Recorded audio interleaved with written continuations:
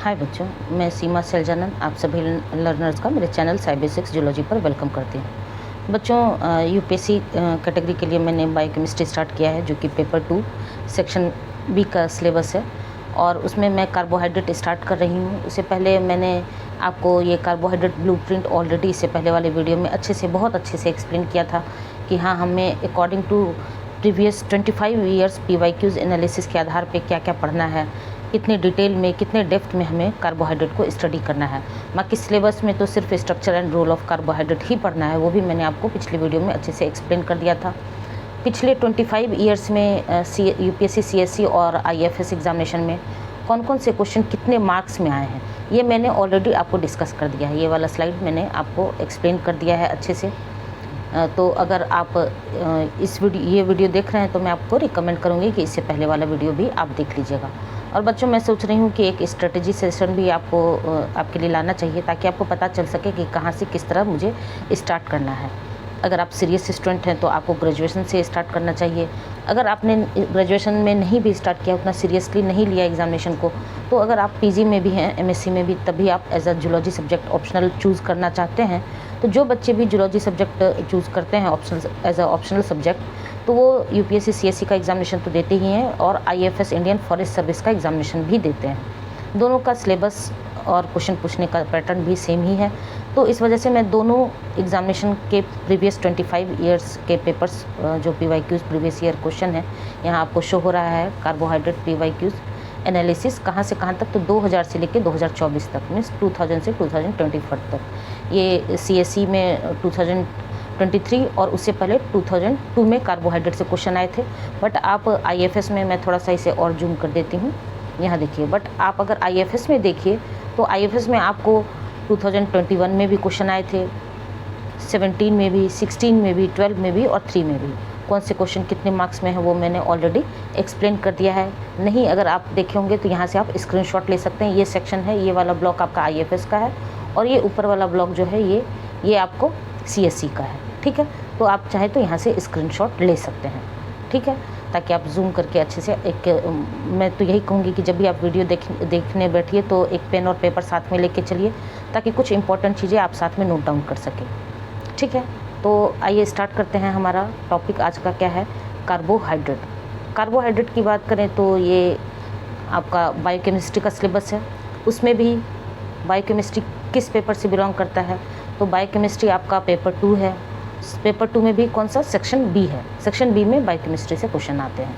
ठीक है, तो स्टार्ट करने से पहले मैं आपको बता देना चाहती हूँ कि अगर फुल लेंथ क्वेश्चन बायोकेमिस्ट्री में कार्बोहाइड्रेट टॉपिक से बनता है तो 20 मार्क्स में भी पूछ लिया जाता है, जैसे कि 2023 में आया है। बाकी उनके बीच से मोनोसेकेराइड, डाइसेकेराइड, ओलिगोसेकेराइड, पॉलीसेकेराइड से किस तरह के क्वेश्चंस आ चुके हैं ऑलरेडी आईएफएस एग्जामिनेशन में, इंडियन फॉरेस्ट सर्विस में, वो मैं डिस्कस कर चुकी हूँ। बट मैं चूँकि मेरा सारा कंटेंट प्रीवियस 25 ईयर्स पे बेस्ड ही होंगे, तो थोड़ा सा डिटेल जाएगा मेरा वीडियो।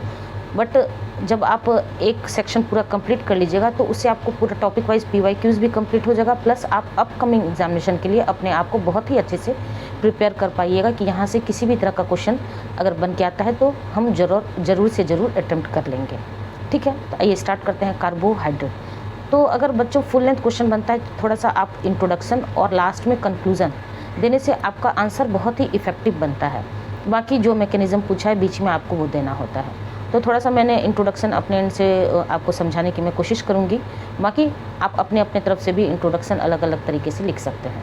तो सबसे पहला टर्म क्या है कि कार्बोहाइड्रेट क्या है?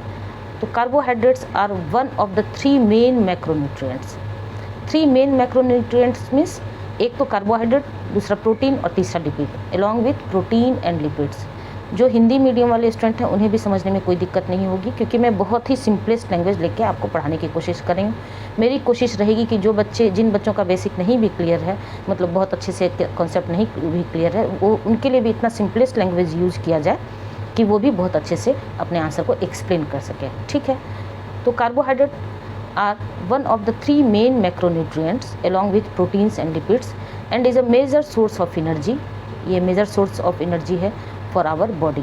हमारे बॉडी के लिए मेजर सोर्स ऑफ एनर्जी की तरह ये काम करता है, और one of the 3 main macronutrients में से ये एक है।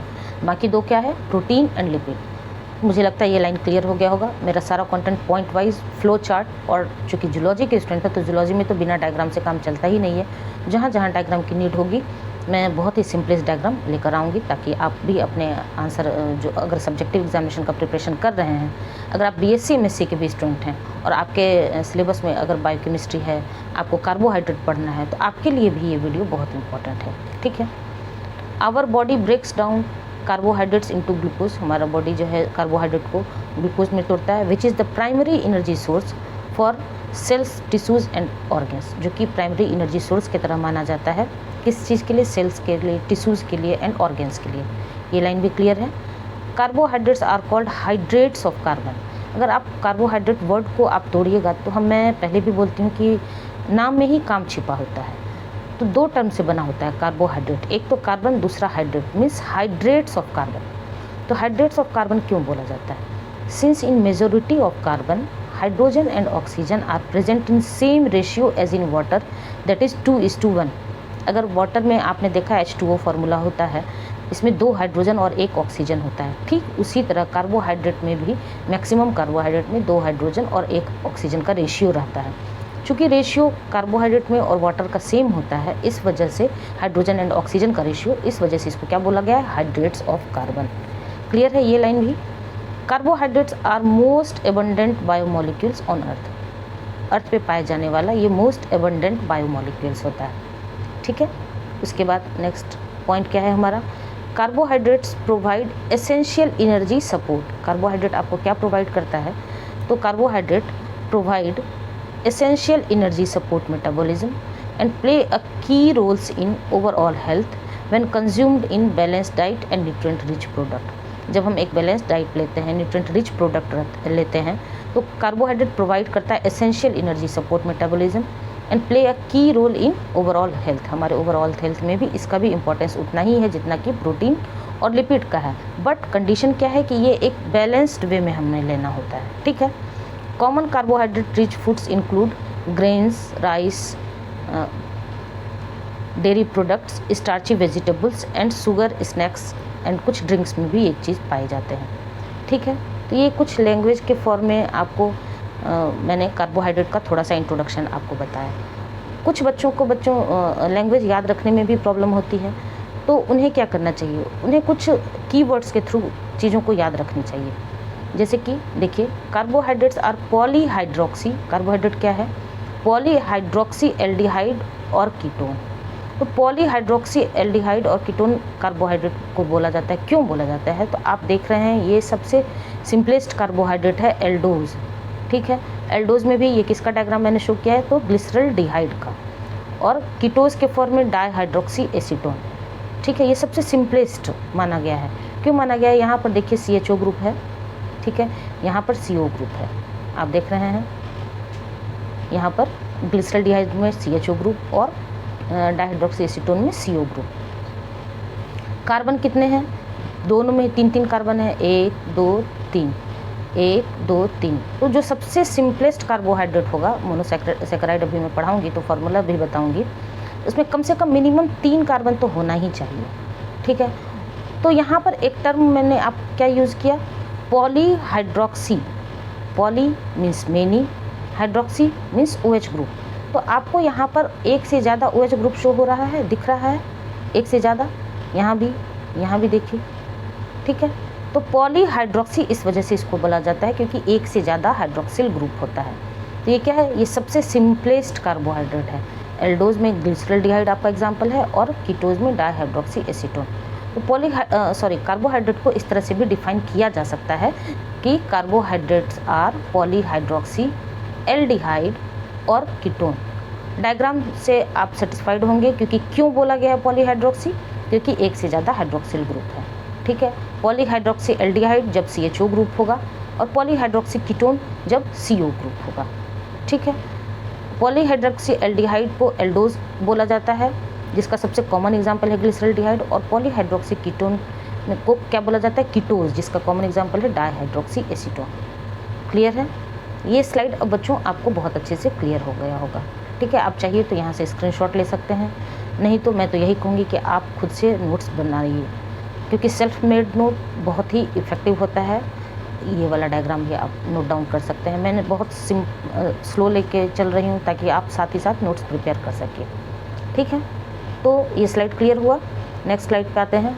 अब इस कार्बोहाइड्रेट को क्लासीफाई कैसे किया जा सकता है। तो बच्चों, आप ऑनलाइन सोर्सेज से ज़रूर पढ़ते होंगे, बहुत जगह किताब बुक्स में भी अलग अलग तरह से क्लासिफिकेशन दिया है। ठीक है, बट मैं जो सबसे सिंपलेस्ट क्लासिफिकेशन है, मेरा काम एज एन एजुकेटर टॉपिक को, किसी भी कॉन्सेप्ट को सिंप्लीफाई करना है, सिंपलेस्ट वे में एक्सप्लेनेशन मतलब आपको मैं देना चाहती हूँ, ताकि आप सुनते सुनते ही आप कॉन्सेप्ट भी गेन कर लीजिए और फीड हो जाए आपके ब्रेन में ये चीज़। हाँ, मैम ने कार्बोहाइड्रेट पढ़ाया और जो मैंने आज सुना उसका एटलीस्ट 80 to 90% आपके दिमाग में फिट हो जाना चाहिए। तो ये मैं सबसे सिंपलेस्ट आपको क्लासिफिकेशन बताऊँगी। ठीक है, बाकी अलग अलग रिसोर्स में आप देखिएगा तो अलग अलग तरीके से भी कार्बोहाइड्रेट का क्लासिफिकेशन दिया गया है। तो कार्बोहाइड्रेट क्लासिफिकेशन और टाइप्स ऑफ कार्बोहाइड्रेट आप बोल सकते हैं। Mainly 2 types on the basis of simplicity and complexity. तो सिंप्लिसिटी और कॉम्प्लेक्सिटी के आधार पे सबसे पहला है सिंपल कार्बोहाइड्रेट और दूसरा है कॉम्प्लेक्स कार्बोहाइड्रेट। ठीक है, सिंपल क्यों बोला गया है, तो आइए देखते हैं। पहले सिंपल कार्बोहाइड्रेट को मैं जूम करके आपको एक्सप्लेन कर देती हूँ ताकि आपको क्लियर हो सके। ठीक है, सिंपल कार्बोहाइड्रेट नाम से ही क्लियर है, consist of 1 or 2 sugar molecules, 1 या 2 शुगर मॉलिक्यूल का ये होता है, ईजी टू डाइजेस्ट होता है, provide quick energy boost but are short lived. आप जब कहीं से खेल कूद के आते हैं, थक के आते हैं, तो आप कहते हैं कि इंस्टेंट एनर्जी चाहिए, तो वो आप सिंपल कार्बोहाइड्रेट से ही ले सकते हैं, क्योंकि ये कुछ समय के लिए ही आपको इंस्टेंट एनर्जी प्रोवाइड कर सकता है। तो consist of 1 or 2 sugar molecules, easy to digest, provide quick energy boost but are short lived, present in fruits, milk, refined sugars like candy, soda etcetera. इन सारी चीज़ों में सिंपल कार्बोहाइड्रेट पाया जाता है।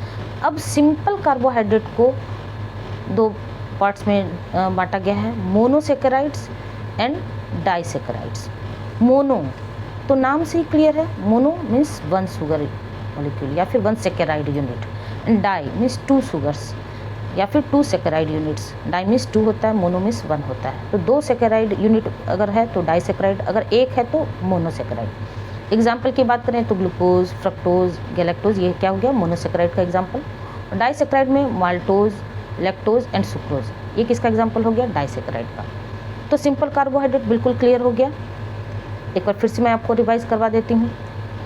Consist of 1 or 2 sugar molecules, easy to digest, provide quick energy boost but are short lived, present in fruits, milk, refined sugars like candy वगैरह etcetera. Types की बात करें तो मोनोसेकेराइड एंड डाइसेकेराइड। मोनो में आपका 1 शुगर मॉलिक्यूल होता है और डाई में 2 शुगर को ही सेकेराइड यूनिट्स भी बोला जाता है। मोनो का एग्जाम्पल ग्लूकोज, फ्रक्टोज, गैलेक्टोज, और डाइसेकेराइड का माल्टोज, लैक्टोज, सुक्रोज। ठीक है, ये हो गया क्या, आपका सिंपल कार्बोहाइड्रेट। नेक्स्ट क्लासिफिकेशन आपका क्या है, कॉम्प्लेक्स कार्बोहाइड्रेट। तो नाम से ही आपको क्या लग रहा है, कॉम्प्लेक्स लग रहा है, ऑब्वियस है कॉम्प्लेक्स होगा। तो consist of long chain of sugar molecule, तो ये क्या है आपका complex carbohydrate. Complex carbohydrate consist of long chain of sugar molecules. ठीक है, require more time to break down, obvious है कि long chain of sugar molecule का ये बना होगा तो ज़्यादा टाइम लगेगा टूटने में। These sugars offer sustained energy, ये जो शुगर मॉलिक्यूल है ये ऑफर करता है सस्टेन्ड एनर्जी, मीन्स ज़्यादा टाइम के लिए आपको ये एनर्जी प्रोवाइड कर सकता है। Help to maintain stable blood sugar, ये ब्लड शुगर को भी स्टेबल रखने में हेल्प करता है। Found in whole grains, legumes, vegetables etcetera. ये कुछ 4-5 पॉइंट हो गए कॉम्प्लेक्स कार्बोहाइड्रेट के बारे में। Consist of long chain of sugar molecule, require more time to break down, these sugars offer sustained energy, help to maintain stable blood sugar level and found in whole grains, legumes and vegetables. ठीक है, types की बात करें तो oligosaccharide and polysaccharide. Mono में और die में क्या देखा आपने, 1 शुगर मॉलिक्यूल या फिर 1 सेकेराइड यूनिट का बना था मोनोसेकेराइड, 2 था तो डाइसेकेराइड। ओलिगो में क्या होता है, 3 to 10 शुगर्स और सेकेराइड यूनिट्स। अगर 3 से 10 शुगर्स है तो आपका ओलिगोसेकेराइड कहलाएगा, और अगर 10 से ज़्यादा है, ग्रेटर देन 10 शुगर्स, तो आपका पॉलीसेकेराइड। ठीक है, ओलिगो का एग्जाम्पल रेफिनोज, स्टेकियोज, बाकी तो आगे हम बहुत डिटेल में देखने वाले हैं। और पॉलीसेकेराइड का स्टार्च, ग्लाइकोजन एंड सेलुलोज। तो आप देखते ये सबसे सिंपलेस्ट क्लासिफिकेशन है किसका, कार्बोहाइड्रेट का। आप चाहें तो यहाँ से स्क्रीनशॉट ले सकते हैं। ये हो गया हमारा क्या, कार्बोहाइड्रेट क्लासिफिकेशन और टाइप्स ऑफ कार्बोहाइड्रेट। अब आप अपने आप को कनेक्ट कर पा रहे होंगे कि हाँ, सिंपल कार्बोहाइड्रेट है तो मोनो एंड डाई, और कॉम्प्लेक्स है तो ओलिगो एंड पॉली। बाकी बहुत जगह सैकराइड यूनिट के आधार पे भी बांटा गया है, हाइड्रोलिसिस के आधार पे भी, तो हर एक सोर्स अपने अपने एंड से क्लासिफिकेशन बताया जाता है। ठीक है, अब आइए नेक्स्ट स्लाइड पे। यही जो कार्बोहाइड्रेट मैंने आपको क्लासिफिकेशन बताया, यही सेम क्लासिफिकेशन यहाँ देखिए। ये क्या है, डिफरेंट टाइप्स ऑफ कार्बोहाइड्रेट। यही है सिंपल कार्बोहाइड्रेट जो मैंने अभी आपको बताया, एंड कॉम्प्लेक्स कार्बोहाइड्रेट। बाकी मैंने आपको लाइन बाय लाइन समझाया कि सिंपल क्यों बोला जाता है, कॉम्प्लेक्स क्यों बोला जाता है। इतना डेप्थ तक आपको जाना चाहिए। मोनो है तो 1 शुगर, डाई है तो 2 शुगर। ठीक है, मोनो का example glucose, fructose and galactose, और डाई का sucrose, lactose and maltose. Oligo है तो 3 to 10 शुगर्स, एंड पॉली है तो ग्रेटर देन 10 शुगर्स। ठीक है, रेफिनोज एंड स्टेक्यूज आपका एग्जाम्पल हो गया किसका, ओलिगो का, और स्टार्च, ग्लाइकोजन एंड सेलुलोज आपका क्या हो गया, ये स्टार्च, ग्लाइकोजन एंड सेलुलोज आपका एग्जाम्पल हो गया किसका, पॉलीसैकेराइड का। ठीक है, ये क्लियर है। अब आइए नेक्स्ट स्लाइड पे।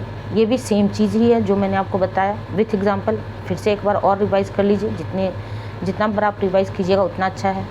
यहाँ क्या है, monosaccharide means 1 sugar, disaccharide means 2 sugar, oligo means 3 to 10 sugars, and poly means greater than 10 sugars. ठीक है, मोनोसैकेराइड है तो ग्लूकोज, फ्रक्टोज एंड गैलेक्टोज। अब तक तो 3 बार सुनने पर आपको एग्जाम्पल याद हो गया होगा। डाई है तो सुक्रोज, लैक्टोज एंड माल्टोज। ठीक है, ओलिगो है तो रेफिनोज, स्टेक्योज, और पॉली है तो स्टार्च, ग्लाइकोजन एंड सेलुलोज। ये कार्बोहाइड्रेट क्लासिफिकेशन या फिर टाइप्स ऑफ कार्बोहाइड्रेट क्लियर हो गया। अब इस वीडियो में मैं मोनोसैकेराइड आपको अच्छे से डिटेल में एक्सप्लेन करूँगी, प्लस आपको ये भी बताते चलूँगी कि किस तरह के क्वेश्चन बन के अपकमिंग एग्जामिनेशन में आ सकते हैं, ताकि आप अपकमिंग एग्जामिनेशन के लिए अपने आप को प्रिपेयर कर सकें। ठीक है, तो ये जो पार्ट ऑफ डिस्कशन होगा हमारा मोनोसैकेराइड होगा, part 1 carbohydrate part 1। Then part 2 में मैं डाइसैकेराइड एक्सप्लेन करूँगी। पार्ट 3 में मैं ओलिगो और पॉली दोनों साइमल्टेनियसली लेके चलूँगी, क्योंकि ओलिगोसैकेराइड एक छोटा टॉपिक है। ठीक है, तो आइए स्टार्ट करते हैं हमारा क्या, मोनोसैकेराइड।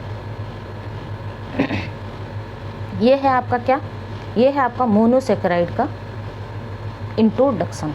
ये क्या है आपका, इसके बारे में मैं आपको एक्सप्लेन करूँगी अभी। ये है आपका मोनो, आप चाहे तो मोनोसैकेराइड इंट्रोडक्शन लिख भी सकते हैं अपने कॉपी में।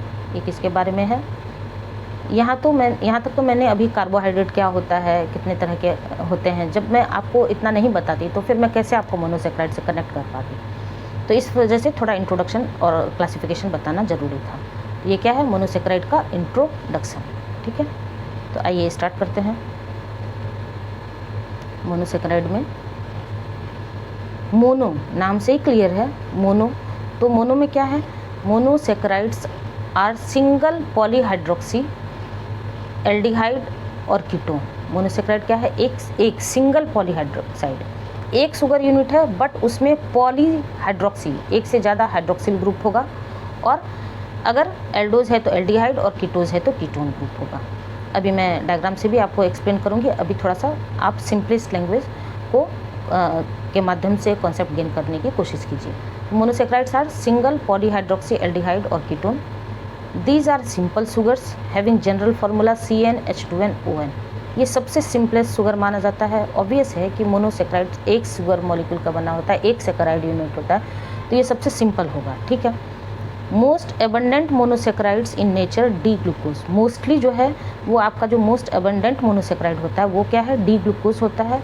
और जब आप ऑब्जेक्टिव एग्जामिनेशन का प्रिपरेशन करते हैं और अगर ऑप्शन में डी ग्लूकोज ना दिया हो तो सेकेंडरी बेसिस पे डी मैनोज को भी कंसीडर किया जाता है। They are colourless crystalline solids. चीनी आपने देखा है कलरलेस होता है, क्रिस्टलाइन सॉलिड के फॉर्म में होता है, तो वो मोनोसैकेराइड ही होता है।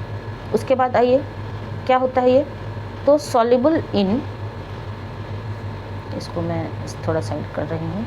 ठीक है, सॉल्युबल इन वाटर, पानी में तो सॉल्युबल होता है, but insoluble in non polar solvent. अब नॉन पोलर सॉल्वेंट क्या हो गया, जैसे बेंजीन हो गया, टोल्यूइन हो गया, ईथर हो गया, क्लोरोफॉर्म हो गया, ये सब क्या है, नॉन पोलर सॉल्वेंट्स। तो वाटर में तो सॉल्युबल होता है but insoluble in non polar solvent. ठीक है, अब आइए, ये मोनोसेक्राइड का जो अभी मैंने आपको एल्डोज और कीटोज का बताया था, ये सबसे सिंपलेस्ट एग्जाम्पल है किसका, आपका ग्लिसरॉल्डिहाइड का।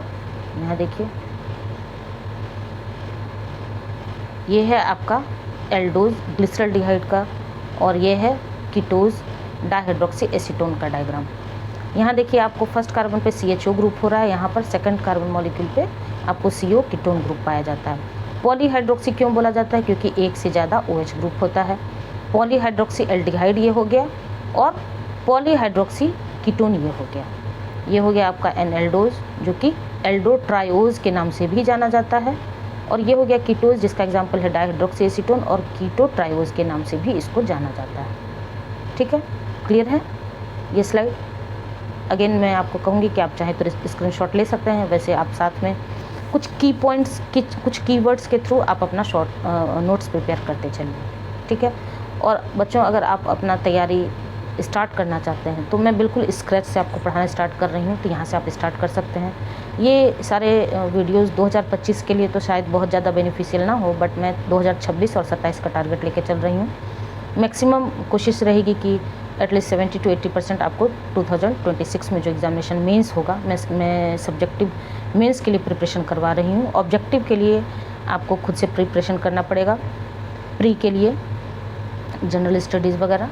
बाकी मैं मेंस में भी जो जूलॉजी सब्जेक्ट ऑप्ट कर रहे हैं उनके लिए मैं प्रिपरेशन करवाऊँगी। ठीक है, ये हो गया इंट्रोडक्शन किसके बारे में, आपका मोनोसेक्राइड के बारे में।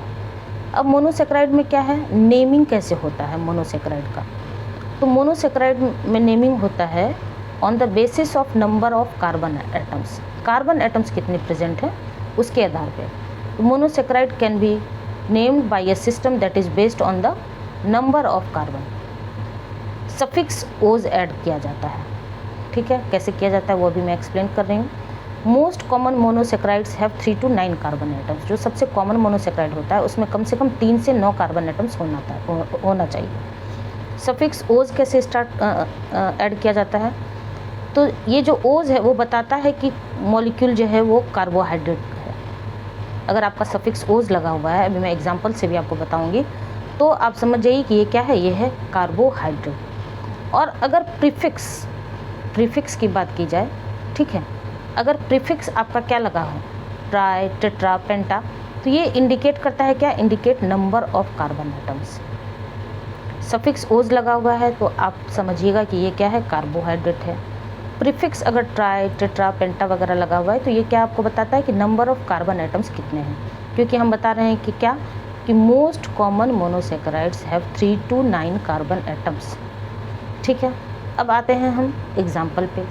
यहाँ देखिए, ये क्लासिफिकेशन ऑफ मोनोसेक्राइड है। ठीक है, इसमें आपको क्या शो हो रहा है, इसमें आपको, इसको अगर मैं थोड़ा सा ऊपर कर देती हूँ यहाँ, हाँ अब ठीक है। यहाँ क्या है, नंबर ऑफ कार्बन एटम्स। यहाँ देखिए ये क्या है, 3, 4, 5, 6 एंड 7। अगर 3 कार्बन एटम है तो मोनोसेक्राइड का नाम क्या हो जाएगा, ट्राइओज। सफिक्स क्या हो गया, यहाँ पर ओज लगा हुआ है तो हम क्या कहेंगे, ये कार्बोहाइड्रेट है। अगर 4 है तो टेट्रोज, 5 है तो पेंटोज, 6 है तो हेक्सोज एंड 7 है तो हेप्टोज।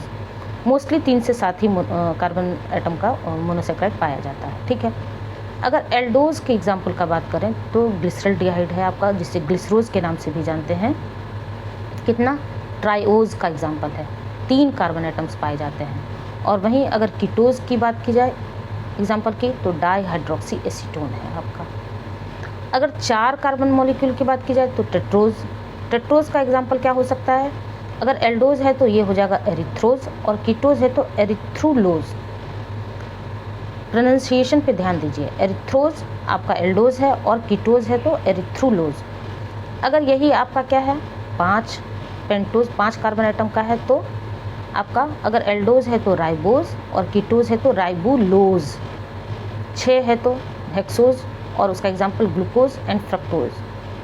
और 7 है तो ग्लूकोहेप्टोज अगर एल्डोज है तो, और सीडोहेप्टुलोज अगर कीटोज है तो ये क्या हो गया, ये हो गया आपका क्लासिफिकेशन ऑफ मोनोसेक्राइड। ठीक है, तो हमने थोड़ा सा इंट्रोडक्शन देखा मोनोसेक्राइड, फिर नेमिंग देखा, उसके बाद क्लासिफिकेशन देखा मोनोसेक्राइड के बारे में। अब आ जाइए बच्चों, कहाँ, टाइप्स ऑफ फंक्शनल ग्रुप। तो टाइप्स ऑफ फंक्शनल ग्रुप क्या क्या हो सकते हैं आपको मोनोसेक्राइड में, ये क्या है आपका types of functional group. Monosaccharides can be classified on the basis of functional group. Monosaccharide को क्लासिफाई किया जा सकता है फंक्शनल ग्रुप के आधार पे।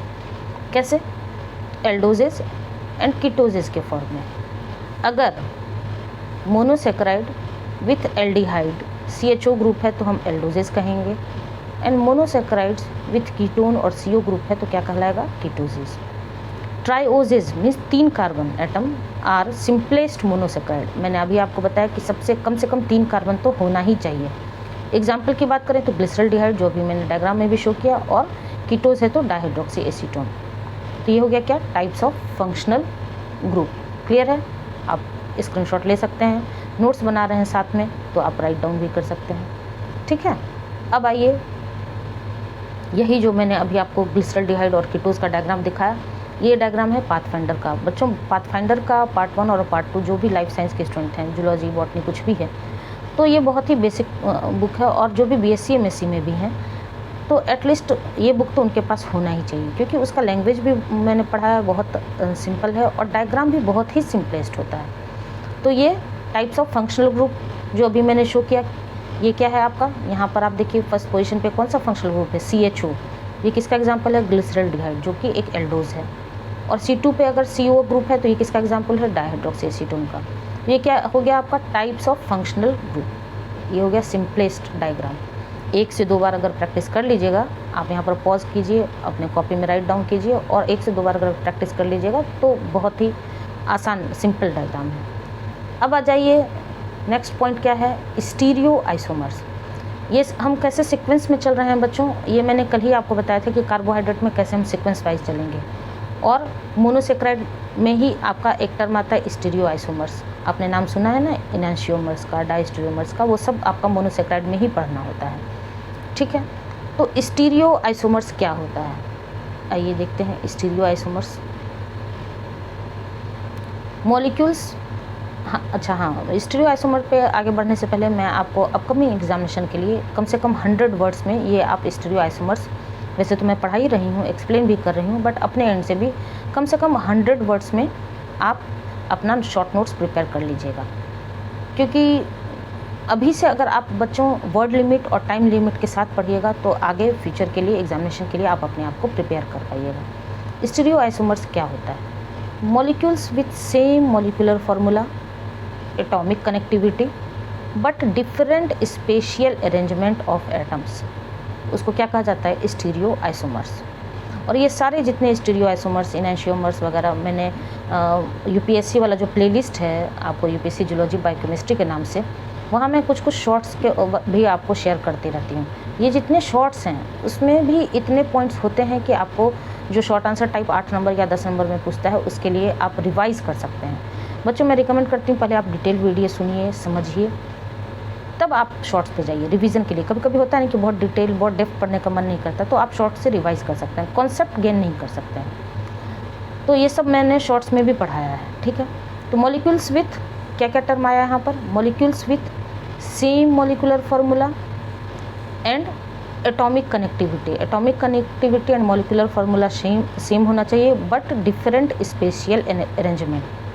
अब ये सारा टर्म कैसे सेटिस्फाइड होगा, तो यहाँ देखिए ये है आपका CHCl और ये भी आपका क्या है CHCl ही है। तो आप देख रहे हैं यहाँ पर ये है आपका एक कार्बन मॉलिक्यूल, ये है दूसरा कार्बन मॉलिक्यूल, यहाँ से भी Cl अटैच्ड है, यहाँ से भी Cl अटैच्ड है, और यहाँ से भी H है और यहाँ से भी H है।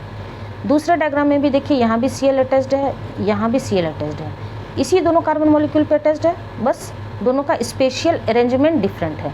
यहाँ पर H देखिए एक इधर अटैच्ड है और एक इधर अटैच्ड है। बाकी अगर आप ध्यान दीजिए बच्चों, यहाँ पर क्या ध्यान देना है, यहाँ पर आप क्या ध्यान देना है, यहाँ पर देखिए यहाँ पर भी आपको 2 Cl दिख रहा है, इसमें भी 2 Cl दिख रहा है, यहाँ पे भी 2 कार्बन 2 हाइड्रोजन, यहाँ पर भी 2 कार्बन 2 हाइड्रोजन।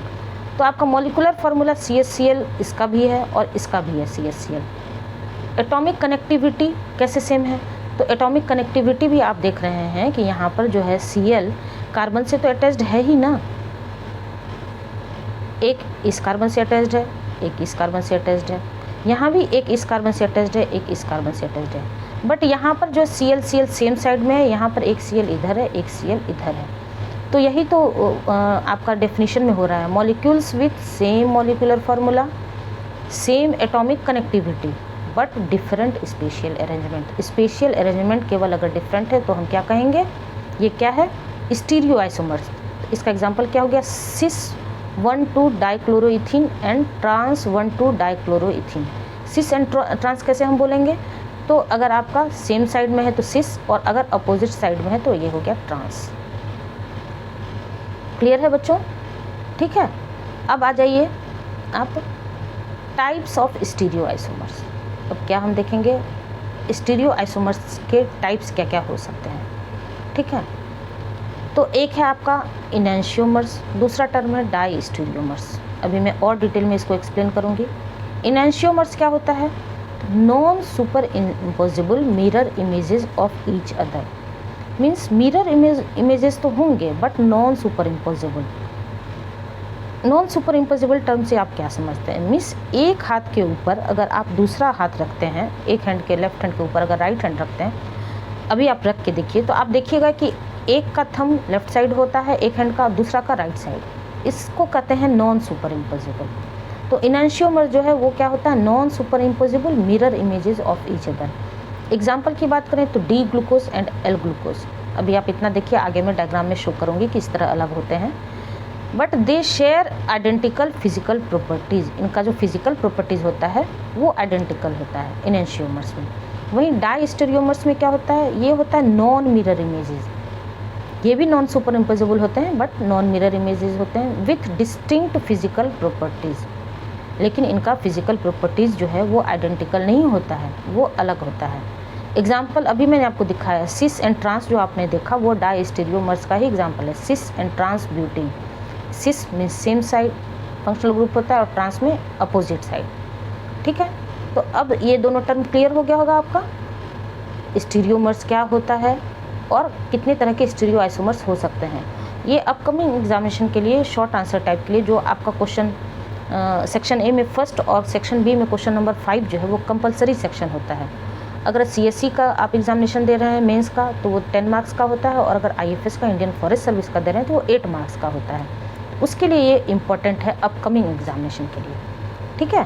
तो ये स्लाइड क्लियर है, तो आप यहाँ से चाहिए तो 1 सेकेंड, हाँ अब आप स्क्रीनशॉट ले सकते हैं। अब आइए इनैंशियोमर्स को मैं एलेबोरेट कर रही हूँ, ठीक है।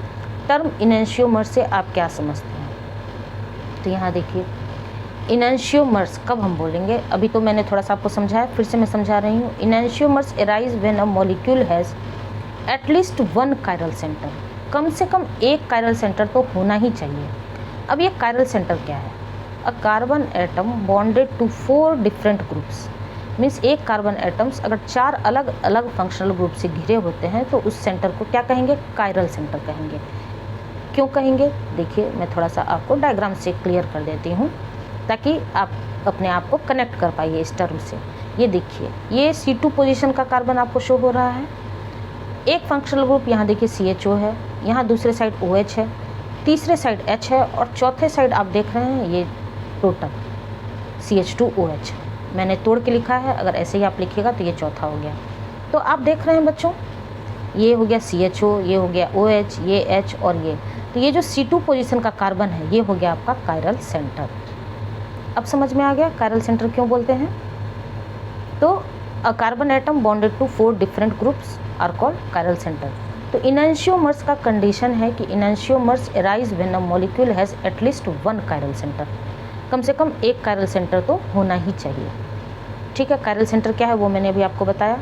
अब देखिए यहाँ पर all monosaccharides, all the monosaccharides except dihydroxy acetone, जो कीटोज अभी आपने देखा, आर कायरल मॉलिक्यूल्स। जितने भी मोनोसेकेराइड हैं उसमें अगर कीटोज में आप डाईहाइड्रोक्सी एसीटोन को छोड़ दीजिए तो सारा क्या है, कायरल मॉलिक्यूल्स होते हैं, ठीक है। Enantiomers are pairs of molecules that are non superimposable mirror images of each other. और अभी इनैंशियोमर्स का डेफिनेशन ही यही होता है कि enantiomers are pairs of molecules that are non superimposable. Non superimposable क्यों बोला गया, मैंने अभी आपको एक्सप्लेन किया, but mirror images of each other. ठीक है, ये कुछ पॉइंट्स हो गए इनेंशियोमर्स के बारे में। अब देखिए यहाँ पर ये डायग्राम शो हो रहा है, ये किसका डायग्राम है? तो ये है बच्चों, यहाँ देखिए, हाँ ये है आपको D glyceraldehyde and L glyceraldehyde. तो डी और एल क्यों बोलते हैं? तो आप देखिए यहाँ C2 पोजीशन पे OH ग्रुप इधर है और यहाँ राइट साइड है, और यहाँ पर C2 पोजीशन पे OH ग्रुप लेफ्ट साइड है, तो इसको हम डी बोलते हैं, और इसको हम लेफ्ट साइड है तो ये एल ग्लिसरल्डिहाइड हो गया। तो ये तो C2 पोजीशन पे हमने बोला, क्योंकि ग्लिसरल्डिहाइड 3 कार्बन के ही बने होते हैं। अगर 3 से ज़्यादा हुए तो इनेंशियो, ये जो कायरल सेंटर है, तो एक टर्म आता है pin ultimate carbon. Pin ultimate carbon means अगर ये 3 कार्बन मॉलिक्यूल का ग्लिसरल्डिहाइड एग्जाम्पल है, तो नेक्स्ट टू लास्ट मीन्स क्या? नेक्स्ट टू लास्ट मीन्स ये है आपका C3 लास्ट कार्बन, इससे जो नेक्स्ट आता है C2, ये हो गया आपका पिन अल्टीमेट कार्बन। यहाँ भी 3 कार्बन है, तो ये जो C2 हो गया, ये हो गया आपका पिन अल्टीमेट कार्बन। इस पिन अल्टीमेट कार्बन पर अगर OH राइट साइड है तो ये हो गया आपका डी ग्लिसरल्डिहाइड, अगर OH आपका लेफ्ट साइड है तो ये हो गया एल ग्लिसरल्डिहाइड। ठीक है, अब समझ में आया?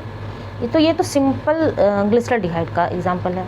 अब थोड़ा सा मैं आपको एक और डायग्राम शो कर रही हूँ, देखिए ये है आपका 1 से ज़्यादा कार्बन एटम का एग्जाम्पल। अब देखिए यहाँ पर क्या है, अगर 1 से ज़्यादा कार्बन मॉलिक्यूल है तो पिन अल्टीमेट हम क्यों बोलेंगे? यहाँ देखिए, in case of monosaccharides with more than 1 chiral centre, अगर 1 से ज़्यादा कायरल सेंटर हुए तो the reference point is the pin ultimate carbon. तो जो रेफरेंस पॉइंट हम लेंगे वो पिन अल्टीमेट कार्बन होना चाहिए, और ये पिन अल्टीमेट कार्बन क्या है? Next to the last carbon on the chain. अब नेक्स्ट टू लास्ट कैसे? तो मैं थोड़ा सा आपको और जूम कर देती हूँ यहाँ पर, ये देखिए एक एक करके मैं समझा रही हूँ। ठीक है, अब देखिए ये कितना कार्बन है आपको शो हो रहा है, ये डी ग्लूकोज का एग्जाम्पल है, 1 2 3 4 5 6। तो नेक्स्ट टू लास्ट कौन सा हो गया? नेक्स्ट टू लास्ट हो गया आपका 5वां कार्बन। अब आप OH ग्रुप देखिए यहाँ पर क्या है? Right side. अगर राइट साइड है तो ये कैपिटल डी ग्लूकोज हो गया, राइट साइड है तो कैपिटल डी, और यही इसी पिन अल्टीमेट कार्बन पर अगर ये OH ग्रुप लेफ्ट साइड हो गया तो आप OH ग्रुप कहाँ देख रहे हैं? यहाँ पर ये लेफ्ट साइड हो गया, तो ये हो गया capital L glucose. Capital D capital L is different thing, small D small L is different thing. किस तरह से डिफरेंस होते हैं वो अभी मैं और भी दिखाऊंगी आगे। बाकी यहाँ से आपको कंफ्यूज नहीं करना है इनेंशियोमर्स क्यों बोला जाता है। तो पिन अल्टीमेट कार्बन हमें चेक करना होता है, उस पर अगर फंक्शनल ग्रुप आपका राइट साइड है, यहाँ पर OH ग्रुप है, कार्बोहाइड्रेट का एग्जाम्पल है ये, तो वो हो जाएगा डी फॉर्म, और अगर लेफ्ट साइड है तो वो होगा कैपिटल एल फॉर्म। ठीक है, अब देखिए यहाँ पर ये डायग्राम भी जो भी मैंने आपको ग्लिसरल्डिहाइड का एक्सप्लेन किया वही है, पाथफाइंडर का ही डायग्राम है। मैंने आपको बताया कि सबसे सिंपलेस्ट डायग्राम इसमें मैंने देखा है, तो इसी वजह से मैंने उसी का फ़ोटो लेके यहाँ पर आपको शो कर रहे हैं। ठीक है, अब एक टर्म है क्या? एक टर्म होता है enantiomers and their optical activity, ताकि आप कैपिटल डी कैपिटल एल और स्मॉल डी स्मॉल एल का डिफरेंस समझ सकिए। या फिर हो सकता है कि अपकमिंग एग्जामिनेशन में आपको enantiomers and their optical activity short notes आ जाए, तो हमें अपकमिंग एग्जामिनेशन के लिए भी अपने आप को प्रिपेयर करना है। इनेंशियोमर्स क्या होता है मैंने बार बार बहुत अच्छे से आपको एक्सप्लेन किया। ठीक है, enantiomers are pair of molecules that are non superimposable mirror images. मुझे लगता है अब तो अच्छे से आपको रट गया होगा ये दोनों term. Non superimposable mirror images of each other due to presence of chiral centre. तो ये डिफरेंसेस कहाँ से देखा जा रहा है? क्योंकि कायरल सेंटर पाए जाते हैं। ये क्या करते हैं? ऑप्टिकल एक्टिविटी शो करते हैं। कैसे करते हैं? तो आइए देखते हैं। सॉरी, यहाँ देखिए, इनेंशियोमर्स आर ऑप्टिकली एक्टिव। कब हम कहेंगे कि इनेंशियोमर्स जो है वो आपका ऑप्टिकली एक्टिव होता है? तो ये देखिए, इनेंशियोमर्स आर ऑप्टिकली एक्टिव, इस वजह से ये ऑप्टिकल एक्टिविटी शो करते हैं। क्यों? क्योंकि they can rotate plane polarised light when it passes through their solution. जब हम सॉल्यूशन में इसको डालते हैं तो ये जो अभी तक आपने लीनियर फॉर्म में देखा वो साइक्लिक में कन्वर्ट हो जाता है। जब साइक्लिक में कन्वर्ट होता है तो उनके पास ये टेंडेंसी होता है, they can rotate plane polarised light when it passes through their solution. Solution में आके ये प्लेन पोलराइज्ड लाइट को रोटेट कर सकता है। अब ये टर्म आया प्लेन पोलराइज्ड लाइट क्या होता है वो अभी मैं नेक्स्ट स्लाइड पे एक्सप्लेन करूँगी, अभी आप इतना समझिए। If one enantiomers will rotate plane polarised light clockwise, अगर क्लॉकवाइज रोटेट करता है तो वो होगा डेक्स्ट्रो रोटेटरी, और वहीं डेक्स्ट्रो रोटेटरी को ही प्लस से डिनोट किया जाता है या फिर स्मॉल डी से डिनोट किया जाता है। मीन्स क्लॉकवाइज कैसा, घड़ी की सुई आपने देखा है, ये वाला जो डायरेक्शन होता है ये हो गया क्लॉकवाइज, और ये वाला जो डायरेक्शन हो गया उल्टा वो हो गया levorotatory means anticlockwise. तो while other rotates plane polarised light counter clockwise और एंटी क्लॉकवाइज, तब क्या कहलाएगा, levorotatory labelled as minus और स्मॉल एल। अब बच्चों आपको capital D capital L and small D small L का डिफरेंस क्लियर हो गया होगा। ठीक है। बोथ इनेंशियोमर्स जो अभी आपने देखा वो both enantiomers rotate light by the same magnitude उनका सेम होता है, बट इन अपोजिट डायरेक्शन, लेकिन डायरेक्शन केवल अलग होता है। एक क्लॉकवाइज रोटेट कर सकते हैं, एक एंटी क्लॉकवाइज। अगर क्लॉकवाइज रोटेट कर रहा है तो डेक्स्ट्रो रोटेटरी, और अगर एंटी क्लॉकवाइज रोटेट करता है तो लीवो रोटेटरी। ठीक है। The direction and degree of rotation depend on enantiomers nature, concentration and path length. इसका एक फॉर्मूला आता है बच्चों, बट मैं यहाँ पर कॉन्सेप्ट को ज़्यादा कॉम्प्लेक्स नहीं करूँगी, इस वजह से अभी आप इतना समझिए। तो अब आपको क्लियर हो गया optical activity, enantiomers and their optical activity. ठीक है। तो अब देखिए मैं नेक्स्ट स्लाइड पे, ये देखिए ये वाला डायग्राम, ये क्या है, आपका ऑप्टिकल एक्टिविटी शो हो रहा है। क्या हमने जो टर्म यूज़ किया यहाँ से क्लियर हो जाएगा। When plane polarised light passes through a solution containing single chiral compound, एक भी कायरल कंपाउंड होगा तो वो ऑप्टिकल एक्टिविटी शो होगा। The chiral compound causes the plane of vibration to rotate. Means आप देख रहे हैं ये सोडियम लैंप है, तो लाइट का तो टेंडेंसी है कि वो हर एक डायरेक्शन में बिखरा हुआ रहता है। तो यहाँ पर क्या किया गया है, यहाँ पर मोनोक्रोमेटर फिल्टर लगा दिया गया है ताकि लाइट एक डायरेक्शन में मूव कर सके। उसके बाद पोलराइजिंग फिल्टर लिया गया है, उसके बाद फिर लाइट देख रहे हैं आप बिल्कुल स्ट्रेट लाइन में मूव किया गया है। उसके बाद सैंपल सेल लिया गया है, यहाँ पर एनालाइजिंग फिल्टर लगाया गया और यहाँ पर डिटेक्टर। तो यहाँ पर जब क्लॉकवाइज रोटेट करेगा तो हम कहेंगे क्या, डेक्स्ट्रो रोटेटरी, और अगर एंटी क्लॉकवाइज रोटेट करेगा तो क्या कहेंगे, levo rotatory. Plane polarised light term clear हो गया। तो जो इनेंशियोमर्स में कायरल जो सेंटर होता है, कायरल जो कार्बन एटम होता है, वही ये शो कर सकता है, और तब हम डिसाइड करेंगे कि ये स्मॉल डी होगा या फिर स्मॉल एल होगा। तो डेक्स्ट्रो एंड लीवो में स्मॉल डी और स्मॉल एल का यूज़ किया जाता है। बाकी इनेंशियोमर्स में कैपिटल डी और कैपिटल एल का मतलब आपको समझ में आ गया। हमें पिन अल्टीमेट कार्बन चेक करना होता है, अगर वो पिन अल्टीमेट कार्बन पे OH ग्रुप आपका राइट साइड है तो कैपिटल डी, और अगर लेफ्ट साइड है तो कैपिटल एल। ठीक है। तो ये स्लाइड क्लियर हो गया। अब आइए, एक क्वेश्चन आपका बन सकता है क्या, distinguish between enantiomers and diastereomers. तो बच्चों आपको ये 100 वर्ड्स में, जैसे कि मैं आपको बता रही हूँ कि वर्ड लिमिट आपको सेट करना है, तो 8 या फिर 10 नंबर में, अगर IFS का एग्जामिनेशन है तो 8 मार्क्स में, और CSE का है तो 10 मार्क्स में। तो हो सकता है कि distinguish between enantiomers and diastereomers आपसे पूछ दे। सबसे पहला कैरेक्टरिस्टिक क्या है, मिरर इमेजेस। मिरर इमेजेस में क्या मैंने आपको बताया, non superimposable mirror images of each other enantiomers में, और अगर डायस्टेरियोमर्स है तो ये मिरर इमेजेस नहीं होते हैं। नॉन सुपर इम्पोजिबल तो होते ही हैं, बट मिरर इमेजेस भी नहीं होते हैं of each other, and is also non superimposed on to each other. ये भी आपका नॉन सुपर इम्पोजिबल होता है, बट इनेंशियोमर्स जो है वो मिरर इमेजेस होते हैं, और डायस्टेरियोमर्स आपका मिरर इमेजेस नहीं होते हैं। दूसरा क्या है, स्टीरियो सेंटर। तो enantiomer require at least 1 chiral centre, कम से कम एक कायरल सेंटर तो होना ही चाहिए। बट डायस्टेरियोमर्स में क्या है, रिक्वायर 2 और मोर कायरल सेंटर, कम से कम 2 या 3 होना ही चाहिए, उससे ज़्यादा होना चाहिए। तीसरा डिफरेंसेस फिजिकल प्रॉपर्टीज़ में। तो इनेंशियोमर्स में आइडेंटिकल फिजिकल प्रॉपर्टीज़ होता है except optical activity. Optical activity क्या भी आपने देखा, डेक्स्ट्रो रोटेटरी, अगर क्लॉकवाइज रोटेट कर रहा है तो डेक्स्ट्रो रोटेटरी, और अगर एंटी क्लॉकवाइज तो लीवो रोटेटरी। तो एक्सेप्ट इस प्रॉपर्टी के, मीन्स ऑप्टिकल एक्टिविटी को अगर छोड़ दिया जाए तो बाकी फिजिकल प्रॉपर्टीज सेम होता है। डायस्टेरियोमर्स में different melting point and boiling point होता है, इसका फिजिकल प्रॉपर्टीज डिफरेंट होता है, अलग होता है। ऑप्टिकल एक्टिविटी की बात करें तो equal but opposite rotation of polarized light, जो अभी आपने देखा।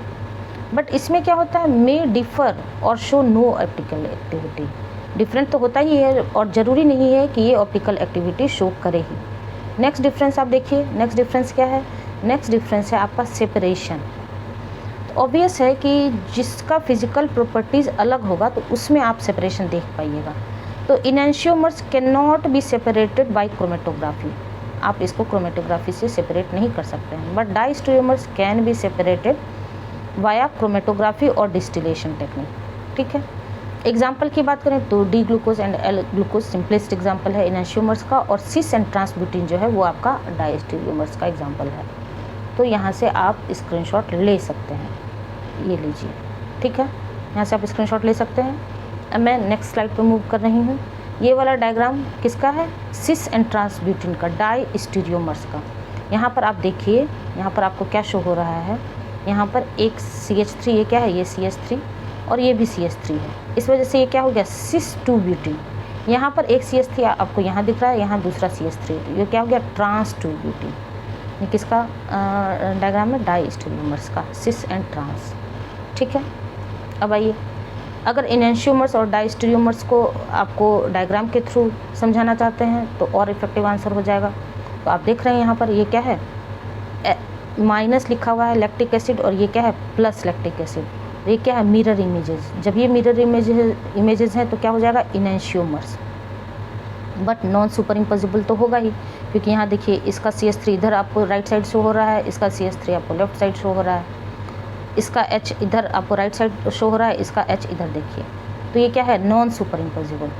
बाकी इधर सिस 2 ब्यूटीन और ये है ट्रांस 2 ब्यूटीन। सिस क्यों? क्योंकि CH3 और CH3 सेम साइड में है, और इसका CH3 और इसका CH3 अपोजिट डायरेक्शन में है। ये क्या हो गया? डायस्टेरियोमर्स। क्लियर है? अब एक टर्म क्या है आपका? एपीमर्स।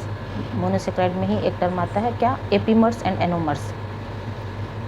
तो एपीमर्स क्या होते हैं? एपीमर्स बच्चों, sugar molecules that differ in configuration और structure at only one chiral centre. इसका क्या टर्म एंड कंडीशन है एपीमर्स का? कि ऐसा सुगर मॉलिक्यूल जो डिफरेंसेस शो करते हैं अपने कॉन्फ़िगरेशन में या फिर स्ट्रक्चर में, सिर्फ और सिर्फ कंडीशन है at only one chiral centre, at only one carbon. वो कायरल कार्बन भी अदर देन एनोमेरिक और ग्लाइकोसिडिक कार्बन होना चाहिए, और वो कार्बन मॉलिक्यूल भी एनोमेरिक या ग्लाइकोसिडिक कार्बन को छोड़ के होना चाहिए। अब ये एनोमेरिक और ग्लाइकोसिडिक कार्बन क्या होता है? C1 इन एल्डोजेज, जो भी आपने देखा CHO अटैच था, जो ग्लूकोज एग्जाम्पल है, और C2 इन कीटोजेज, जो जिसका एग्जाम्पल है फ्रक्टोज। तो C1 पोजीशन अगर एल्डोज है तो, और कीटोज है तो C2 पोजीशन, ये है आपका एनोमेरिक कार्बन। तो इस एनोमेरिक कार्बन को छोड़ के जो कायरल कार्बन पे डिफरेंसेस, वो भी सिर्फ और सिर्फ एक कायरल कार्बन पे अगर डिफरेंस शो करेगा तो वो क्या कहलाएगा? एपीमर्स, ठीक है। अभी मैं और अच्छे से आपको क्लियर करूँगी। देखिए, दीज कार्बन मॉलिक्यूल्स, ये जो एनोमेरिक कार्बन मॉलिक्यूल्स हैं वो आपको इन्वॉल्व नहीं होते हैं एपीमर्स में, जो एनोमेरिक हैं। क्यों? क्योंकि वो ग्लाइकोसिडिक बॉन्ड, जब डाइसेक्राइड पढ़िएगा तो यही एनोमेरिक कार्बन है वो इन्वॉल्व हो जाते हैं ग्लाइकोसिडिक बॉन्ड बनाने में। तो these carbon molecules are not involve in epimers, ठीक है। अब देखिए D glucose and its epimers are. तो यहाँ पर D glucose and D mannose, अभी मैं डायग्राम में भी शो करूँगी, अभी आप थ्योरेटिकली समझिए। Epimers at C2 position, epimers show करते हैं सेकंड नंबर कार्बन पे, और D glucose and D galactose epimers show करते हैं किस पे? C4 पे। बट अभी मैंने आपको क्या कंडीशन बताया? अभी मैंने आपको कंडीशन बताया कि बट सिर्फ और सिर्फ एक ही कायरल कार्बन पे वो डिफरेंसेस होना चाहिए। तो but D mannose and D galactose are not epimers since they differ at more than one chiral carbon. C2 और C4 दो कार्बन पे ये डिफरेंसेस शो कर रहे हैं, इस वजह से वो डी मैनोज और डी गैलेक्टोज आपस में एपीमर्स नहीं होंगे। But D glucose and D mannose C2 पर डिफरेंस शो कर रहे हैं तो वो एपीमर्स होंगे, और डी ग्लूकोज और डी गैलेक्टोज फोर्थ नंबर के कार्बन पे आपको डिफरेंसेस शो करेंगे, इस वजह से वो एपीमर्स होंगे, ठीक है। तो अगेन यहाँ से आप चाहें तो हाँ, अब आप स्क्रीनशॉट ले सकते हैं, या फिर अपना नोट्स प्रिपेयर कर रहे हैं तो सो मच सो गुड। अब आइए, ये देखिए, ये अगेन मैं डायग्राम कहाँ से लाई हूँ? पाथफाइंडर से ही लेके आई हूँ। रिसोर्स में आपको बताते चल रही हूँ ताकि आप समझ सके उस बुक का इम्पोर्टेंस। यहाँ देखिए आपका ये किसका एग्जाम्पल, ये है आपका डी मेनोज और ये है आपका डी ग्लूकोज। C2 पोजीशन पे आप देखिए ये डी मेनोज का C2 पोजीशन है और ये है डी ग्लूकोज का। तो यहाँ पे आप OH देख रहे हैं, ये है आपका लेफ्ट साइड OH, यहाँ पर OH क्या है, राइट साइड। तो C2 पोजीशन पे डिफरेंस शो कर रहा है, इस वजह से एपिमर्स एट C2 कौन कौन, D mannose and D glucose. ठीक उसी तरह आप देख रहे हैं ये डी ग्लूकोज का 4th पोजीशन, इसका OH आपका राइट साइड है और ये है डी ग्लूकोज का 4th पोजीशन, इसका OH आपका लेफ्ट साइड है। तो ये क्या एपिमर एट C4 पोजीशन पे शो कर रहा है। ठीक है, ये तो हो गया क्या, डी ग्लूकोज डी मेनोज कहाँ शो कर रहा है epimer, D glucose and D mannose आपका एपिमर शो कर रहा है कहाँ पर, C2 पोजीशन पे। ये कौन सा पोजीशन है, ये है C2 पोजीशन। वहीं पर D glucose and D galactose epimer show कर रहा है C4 पे। But D mannose and D galactose क्या आपस में एपिमर है, नहीं है, क्योंकि एक से ज़्यादा कायरल कार्बन पे डिफरेंसेस शो हो रहा है। यहाँ देखिए ये C2 पोजीशन है, इसका C2 पोजीशन देखिए, इसका OH कहाँ आपको दिख रहा है, इसका OH लेफ्ट साइड है और इसका OH राइट साइड। एक डिफरेंसेस तो यहाँ है। दूसरा डिफरेंसेस देखिए ये C4 पोजीशन है और इसका भी, ये गैलेक्टोज का भी C4 पोजीशन है। तो इसका OH कहाँ है, राइट साइड, और इसका OH कहाँ है, लेफ्ट साइड। तो एक से ज़्यादा कायरल सेंटर पे डिफरेंसेस शो हो रहा है, इस वजह से ये आपस में एपिमर नहीं है। D glucose and 2 of its epimers, अभी आपने देखा एक डी मेनोज और D galactose, 2 sugars that differ in configuration at only one chiral center are described as epimers। ठीक है, in this example D mannose and D glucose are epimers and D glucose and D galactose are epimers, whereas D mannose and D galactose are not epimers। अब epimer समझ में आया। 2 condition है, एक तो only 1 chiral centre पे differences होना चाहिए और दूसरा वो कायरल कार्बन भी आपका अगर एल्डोज है तो C1 और कीटोज है तो C2, मीन्स आपका एनोमेरिक कार्बन नहीं होना चाहिए उसको छोड़ के। अब समझ में आ गया, ठीक है। अब आते हैं लास्ट टॉपिक हमारा एनोमर्स। एनोमर्स किसे कहते हैं, एपिमर्स एंड एनोमर्स। आप अपने एंड से बच्चों चाहिए तो एपिमर्स और एनोमर्स का डिफरेंसेस भी 100 वर्ड्स में तैयार कर सकते हैं। तो a type of epimers that differ in configuration at anomeric glycosidic carbon. अब एपिमर्स का कंडीशन तो मैंने आपको बता दिया। एनोमर्स में क्या बोला जाता है, ये भी एक तरह का एपिमर्स ही होता है, but differ in configuration means structure में डिफरेंस देखा गया है। कहाँ, यहाँ पर एनोमेरिक कार्बन पर ही डिफरेंसेस देखा जाता है। अगर ये एल्डोज है तो ये C1 पोजीशन पे CHO पाया जाता है और अगर कीटोज है तो ये C2 पोजीशन पे देखा जाता है। तो एपिमर्स आपने क्या लीनियर स्ट्रक्चर देखा, यहाँ पर क्या है कि when the sugar cyclizes the carbonyl group CHO and CO attacks hydroxyl group, वो हाइड्रोक्सिल ग्रुप पे अटैक मारता है ताकि to form hemi acetal and hemi ketal, ताकि वो हेमी एसिटल और हेमी कीटल का फॉर्मेशन कर सके। जो क्या क्रिएट करता है, creating anomeric carbon and they differ in their configuration, ताकि वो एनोमेरिक कार्बन पे डिफरेंसेस शो कर सकता है। कैसे डिफरेंसेस शो कर सकता है, तो एक अल्फ़ा एनोमर होता है, एक बीटा एनोमर। कब हम अल्फ़ा और कब बीटा बोलेंगे, if hydroxyl group on the anomeric carbon is below the plane. अगर अभी मैं डायग्राम में दिखाऊंगी, अगर वो प्लेन के नीचे होता है तो वो होता है अल्फ़ा, और अगर प्लेन के ऊपर वो हाइड्रोक्सिल ग्रुप होता है तो होता है बीटा। कैसे आप समझिएगा, यहाँ देखिए, पहले आप यहाँ का स्क्रीनशॉट ले लीजिए, ठीक है। अब देखिए ये डायग्राम आपको शो हो रहा है, इस डायग्राम पे आपको क्या दिख रहा है, ये डायग्राम है किसका, ये डायग्राम है आपका अल्फ़ा ग्लूकोज, लिखा हुआ है यहाँ पे, यहाँ लिखा हुआ है बीटा ग्लूकोज। क्यों, तो जब लीनियर से ये साइक्लिक फॉर्म में कन्वर्ट होता है तो आप देख रहे हैं ये OH ग्रुप C1 पोजीशन का, ये क्या है, बिलो द प्लेन, तो हम कहेंगे अल्फ़ा ग्लूकोज। और ठीक इधर आपका क्या है, OH ग्रुप C1 पोजीशन का OH ग्रुप क्या है, एबव द प्लेन, तो क्या कहेंगे, बीटा ग्लूकोज। अल्फ़ा ग्लूकोज और बीटा ग्लूकोज आपका एनोमर्स है। क्लियर हो गया, तो ये हो गया हमारा एनोमर्स का डायग्राम, एनोमर्स का कॉन्सेप्ट। ये एपिमर्स, इनएंशियोमर्स एंड डायस्टेरियोमर्स, सिस ट्रांसब्यूटेड का डायग्राम।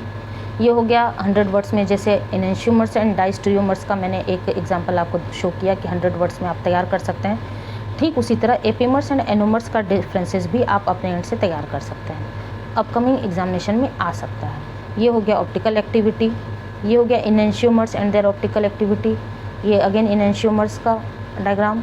पिन अल्टीमेट कार्बन किसे कहते हैं मैंने इस स्लाइड पे समझा दिया आपको। इनैंशियोमर्स में पिन अल्टीमेट कार्बन क्या होता है वो भी मैंने एक्सप्लेन किया बहुत अच्छे से। स्टीरियो आइसोमर्स क्या होता है, स्टीरियो आइसोमर्स पे आप 100 वर्ड्स में शॉर्ट नोट्स प्रिपेयर कर सकते हैं। ये हो गया टाइप्स ऑफ फंक्शनल ग्रुप, ये हो गया मोनोसेक्राइड का क्लासिफिकेशन, कब ट्राई टेट्रा पेंटा कब बोलते हैं और उसका एग्जाम्पल।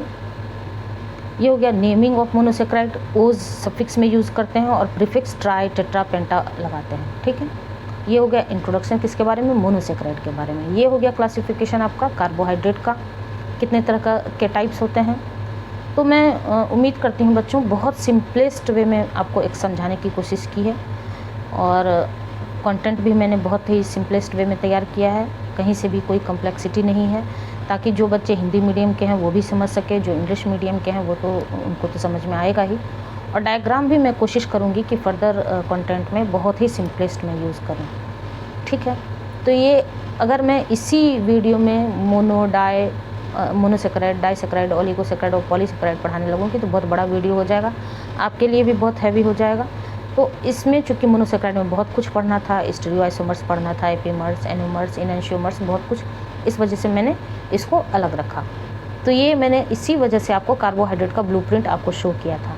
तो आपने क्या क्या अभी इस वीडियो में स्टडी कर लिया बच्चों? तो आपने क्या देखा, कार्बोहाइड्रेट का इंट्रोडक्शन मैंने आपको एक्सप्लेन किया, ये हमारा हो गया। क्लासिफिकेशन ऑफ कार्बोहाइड्रेट ये भी हमारा हो गया। फिर हम आ गए कहाँ, सिंपल कार्बोहाइड्रेट में, जिसमें मोनोसेक्राइड में हमने क्या क्या पढ़ा, classification of monosaccharide, types of functional group देख लिया, CHO एंड CO। उसके बाद स्टीरियो आइसोमर्स में डाई स्टीरियोमर्स एंड इनैंशियोमर्स हमने पढ़ा, एपीमर्स एंड एनोमर्स पढ़ा। ये एक छोटा टॉपिक है, डेरिवेटिव्स ऑफ मोनोसेक्राइड। अगर आपको चाहिए तो मैं कमेंट सेक्शन में बताइएगा, मैं इस पर भी छोटा सा वीडियो बना दूंगी, बट आप अपने एंड से भी तैयार कर सकते हैं। अब नेक्स्ट वीडियो में मैं आपको क्या पढ़ाऊँगी, डाइसेक्राइड। उसमें हम देखेंगे इसका स्ट्रक्चरल फार्मूला, फंक्शंस, माल्टोज़ का फॉर्मेशन कैसे हो रहा है, सुक्रोज़ का कैसे हो रहा है, लैक्टोज़ का कैसे हो रहा है। और जब मोनोसेक्राइड और डाइसेक्राइड हम पढ़ लेंगे तो यहाँ से आपका एक क्वेश्चन 2021 में IFS में आया है, और उसके बाद एक क्वेश्चन आपका मोनोसेक्राइड और डाइसेक्राइड का डिफरेंसेस आया है। कब, 2017 में। ये क्वेश्चन कब आया है, 2017 में, IFS में ही दोनों आया है। तो इस तरह से आपका क्या हो जाएगा बच्चों, टॉपिक वाइज PYQs आपका सॉल्व होते चला जाएगा, साथ साथ कंटेंट भी प्रिपेयर हो जाएगा, कॉन्सेप्ट भी गेन हो जाएगा।